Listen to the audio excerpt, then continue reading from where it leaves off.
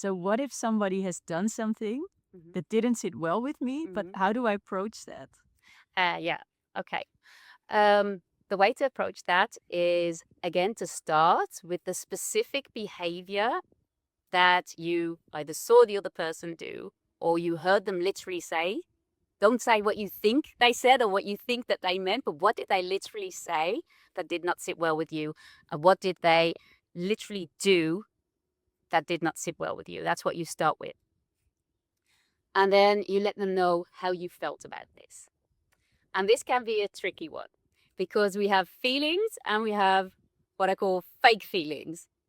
And we tend to speak a lot in fake feelings, and fake feelings will send the other person straight into the defense. What I mean by that, I'll give you an example.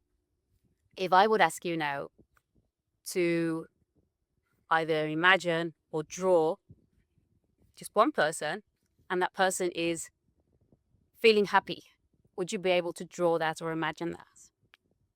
Yeah. If I would ask you to draw or imagine a sad person, are you able to do that? Hmm.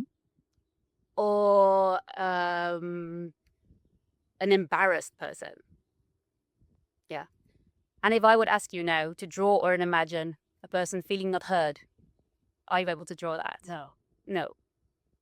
You probably can, but you need more people and you probably need words. And that's because those aren't really those aren't real feelings. Even though we say I don't feel heard or I don't feel seen, they're not feelings. They are sneaky judgments towards the other person. So they don't say anything about my inner world. So say I have a problem with you, or there's something that you did that I didn't like. So I want to confront you with about that. Then I start with the specific behavior that I saw that I didn't like, that didn't sit well with me. And then I'll let you know how I feel about it. And if I say I don't feel heard, you will hear I don't feel heard by you. And I'm making you responsible for something that I'm feeling. And I'm feeling heard is not a feeling, it's an experience. Something happened that I experienced as not being heard, not being seen. Thing that happened that you label as not being heard, not being seen, that's the behavior the other person showed. What I'm feeling is something different. So next time you want to approach somebody or you want to confront somebody, it's probably a good idea to maybe write down for yourself first what actually happened and what are you feeling. If you cannot draw the feeling or if you cannot imagine what someone looks like that is feeling this feeling, like I feel disrespected. You can't draw a person that's been disrespected. It's an experience. So that's how you can test for yourself. Is this really a real feeling or is this a fake feeling? And a fake feeling is a judgment towards the other person. Um, when you confront somebody, you want to use an I message. So when I'm explaining to you what the specific behavior was, and then I'm explaining to you how I'm feeling is part of my I message. So I felt sad, or I felt embarrassed, or I felt ashamed. If I start naming, I didn't feel heard, then that's a you message. I'm talking about you now. You did not hear me. I'm not talking about what's going on inside of me. And that will send somebody into the defense. And like I said, you're not taking responsibility for what you've been feeling. So somebody can absolutely trigger you. Absolutely, 100% other people can trigger you, but you are still always responsible for your own feelings, for the way you act or the way you express those feelings. And I'm not saying that you always have to be perfect and you have to answer in a Zen way and that you have to think that everything is okay. No, because we're all human. So, yeah, you might start shouting, or yeah, you might start saying things that you later regret. But you can always then, in a different moment when time has passed, when you're feeling calm again, you can always come back to the other person and say, look, the other day when I started shouting at you, or when I behaved like so and so and so, I wish I hadn't done that. Um, I wish I'd done that differently, and then explain what was going on. So you can always get back to it. It doesn't mean that you have to answer perfectly. Yeah, so you take responsibility for how you communicate. Exactly. Because, I mean, in the example you give, there's also situations where you would name a behavior to someone. Yeah. This happened the other day, or this is what you said. Yeah. And the person says, no, I didn't say that. Yeah. Yeah. Yeah. Then you're already, If the other person says I didn't say that, yeah. And you can always say, I heard you say and then whatever it is what they said.